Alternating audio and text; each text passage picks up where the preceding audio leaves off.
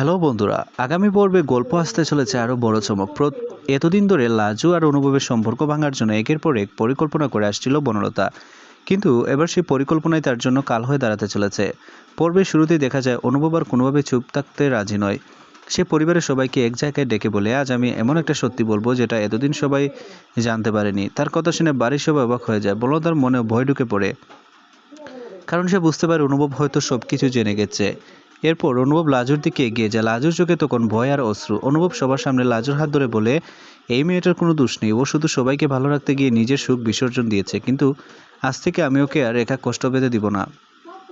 এই দৃশ্য দেখে পরিবারের অনেকেই আবেগপ্রবণ হয়ে পড়ে। কেউ কেউ অনুভবের সিদ্ধান্তকে সমর্থন করলে বনলতা খুবই ফেটে পড়ে। সে চিৎকার করে বলে, এই মেয়ের জন্য তুমি আমাকে অপমান করছো। তখনই অনুভব শান্ত গলায় জবাব দেয়, অপমান আমি করছি না, সত্যিটা সামনে আনছি। এতদিন ধরে তুমি মিথ্যা, ভুল বোঝাবুঝি আর ষড়যন্ত্র দিয়ে সবাইকে পরিচালনা করেছ, কিন্তু সত্যকে আর লুকিয়ে রাখা যাবে না। বনলতা নিজের অবস্থান বাঁচানোর জন্য আবারও লাজুর বিরুদ্ধে কথা বলতে শুরু করে, কিন্তু এবার লাজু চুপ থাকে না। সে দৃঢ় কণ্ঠে বলে, আমি কাউকে কেড়ে নিতে চাইনি, শুধু সম্মান নিয়ে বাঁচতে চেয়েছি। যদি আমার ভালোবাসা অপরাধ হয় তাহলে সেই অপরাধ আমি স্বীকার করছি। লাজুর এই সাহসিকতায় সবাই স্তব্ধ হয়ে যায়। অনুভব গর্বভরে তার দিকে তাকিয়ে থাকে। সে বুঝতে পারে এতদিন যে লাজ অন্যায়ের সামনে নীরব ছিল, আর সে নিজের সত্যের জন্য লড়াই করতে প্রস্তুত। ঠিক তখনই বাড়িতে এসে পৌঁছায় এমন একজন যার হাতে রয়েছে একটি গুরুত্বপূর্ণ প্রমাণ। সেই প্রমাণ প্রকাশ পেলে বনলতার বহুদিনের লুকিয়ে রাখা সত্য সামনে চলে আসতে পারে। এখন প্রশ্ন হলো, সেই প্রমাণে কি রয়েছে? বনলতার সব ষড়যন্ত্র কি শেষ হয়ে যাবে? অনুভব ও লাজুকে অবশেষে এক হতে পারবে, নাকি তাদের জীবনে আবারও নতুন ঝড় আসবে? এসবের উত্তর মিলবে আগামী পর্বে। তাই কোনো দিকে আলোর প্রতিদিনের নতুন আপডেট সবার আগে পেতে এখনই আমাদের চ্যানেলটি সাবস্ক্রাইব করুন। তো বন্ধুরা, আগামী পর্বে গল্প আরও উত্তেজনাপূর্ণ হতে চলেছে। বনলতার বিরুদ্ধে গুরুত্বপূর্ণ প্রমাণ সামনে আসার পর পুরো বাড়ির পরিবেশ একেবারে বদলে যায়। এতদিন যারা বনলতার কথাই বিশ্বাস করেছিল, তারাও এবার প্রশ্ন তুলতে শুরু করে। পর্বের শুরুতেই দেখা যায় পরিবারের প্রবীণ সদস্যরা বনলতাকে জিজ্ঞাসা করেন, এতদিন ধরে তুমি যা বলেছ সবই কি সত্যি ছিল, নাকি নিজের স্বার্থে সবাইকে ভুল পথে চালিত করেছ? এই প্রশ্ন শুনে বনলতা কিছুক্ষণ চুপ করে থাকে, কিন্তু এরপরও সে নিজেকে নির্দোষ প্রমাণ করার চেষ্টা করে।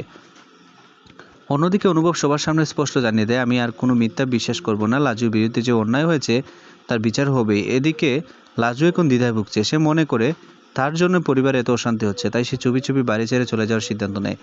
গভীর রাতে নিজের ব্যাগ গুছিয়ে বেরিয়ে পড়ে সে, কিন্তু ঠিক গেটের সামনে অনুভব এসে দাঁড়ায়। লাজুকে দেখে সে অবাক হয়ে জিজ্ঞেস করে, তুমি কোথায় যাচ্ছ? লাজু চোখের জল লুকিয়ে বলে, আমি চলে গেলে সবাই শান্তিতে থাকবে, আমার জন্য আর কাউকে কষ্ট পেতে হবে না। অনুভব তখন লাজুর হাত শক্ত করে ধরে বললেন, না, এবার তুমি কোথাও যাবে না। এতদিন তোমাকে একা কাঁদতে দিয়েছি, কিন্তু এবার আমি তোমার পাশে থাকবো। যে বাধা হয় দাঁড়াক, আমি আর তোমার হাত ছাড়বো না। এই দৃশ্যটি দূর থেকে দেখে বনলতা আরও ক্ষিপ্ত হয়ে ওঠে। সে মনে মনে নতুন এক পরিকল্পনা করে, যদি লাজু এই বাড়িতে থাকে তাহলে অনুভবকে আমি কোনোদিন ফিরে পাবো না। এবার এমন একটা চাল দেব যাতে সবাই আমার লাজুর বিরুদ্ধেই দাঁড়ায়। পর্বের একেবারে শেষ মুহূর্তে দেখা যায় বনলতা ফোনে এক অজ্ঞাত ব্যক্তির সঙ্গে কথা বলছে।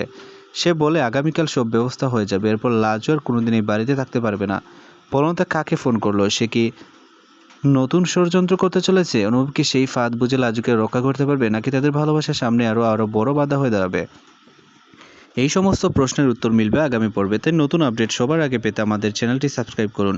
ভিডিওতে লাইক দিন এবং আপনার মতামত কমেন্টে জানাতে ভুলবেন না। ধন্যবাদ সবাইকে।